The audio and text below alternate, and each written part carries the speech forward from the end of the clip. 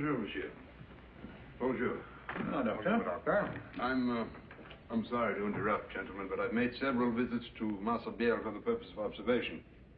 Today I examined the girl. I thought you gentlemen might be interested in my report. Yes, of course. Won't you sit down, Doctor? Splendid, Doctor. What did you find? Well, I arrived at the grotto simultaneously with the crowd. Immediately, the Soubirous girl knelt in front of a niche in the side of the cliff, made a series of courteous, graceful, reverential gestures. Did you see anything in this niche? No. Did anybody else?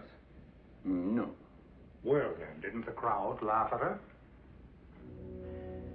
No. There was something about her that precluded laughter. Her exaltation was so genuine that the observer almost had the impression that he saw what the child saw. Then as we continued to gaze at her, her face turned as pale as white marble, and her skin grew so taut that the structure of the skull appeared clearly marked at the temples. Considering the possibility that this was due to cerebral anemia, I took her pulse. It was practically average. Also, there was no affection of the nervous system, as in catalepsy, or hysteria. Even her eye reflexes were normal. Did she speak to this thing in the niche? Standing close beside her, I heard twice in succession a long, drawn-out yes, yes, wrung from her very depths.